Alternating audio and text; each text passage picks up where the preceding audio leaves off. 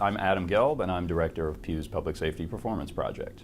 There are a couple things in particular that I remember about the crime bill passage, and particularly the final passage.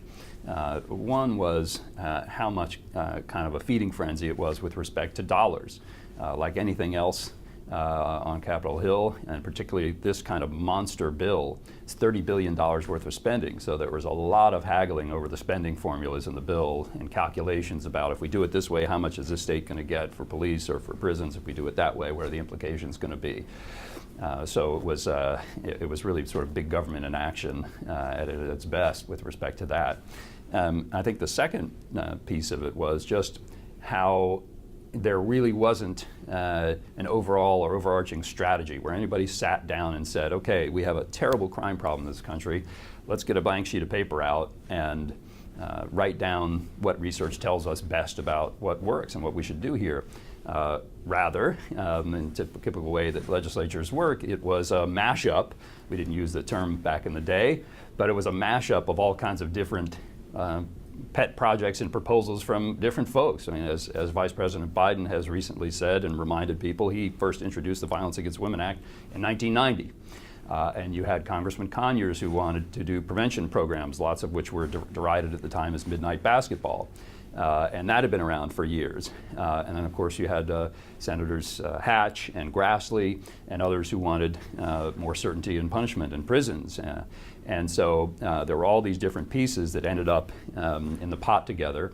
And at the end of the day, they ended up balancing each other out with not a real strategic perspective necessarily, but given that politics is the art of possible, or the art of the possible, you had a bill that touched on some of the major strands of public safety policy.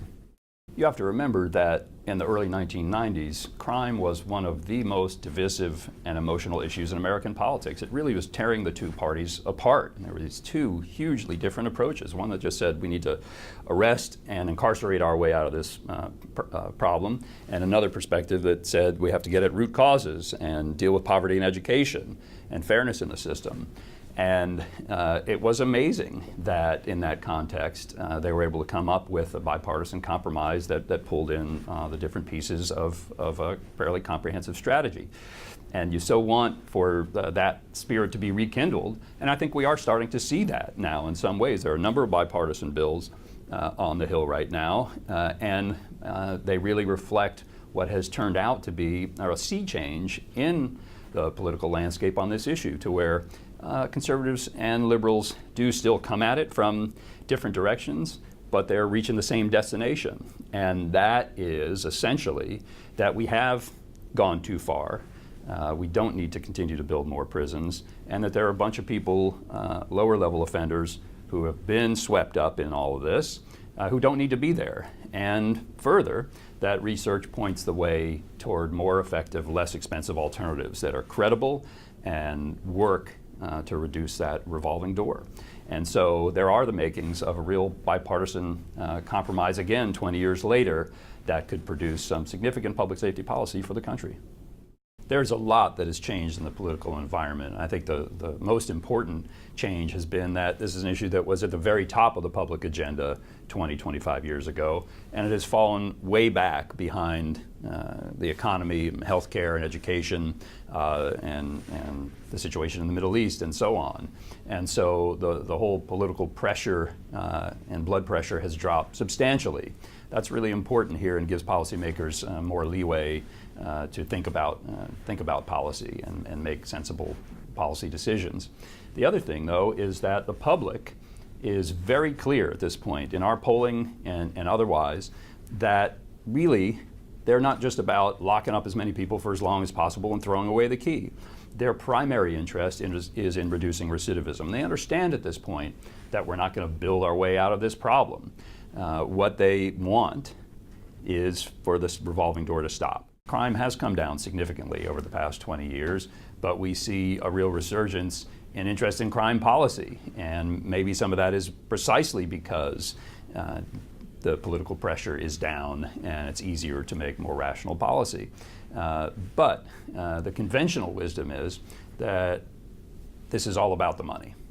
that the recession really triggered states, which have to balance their budgets, unlike the federal government, to just sort of say, hey, we can't afford to keep building prisons anymore. And there's no question that that's part of the picture here. Can't deny it. But we really see throughout our work in the states that there are three reasons that are much more important than that.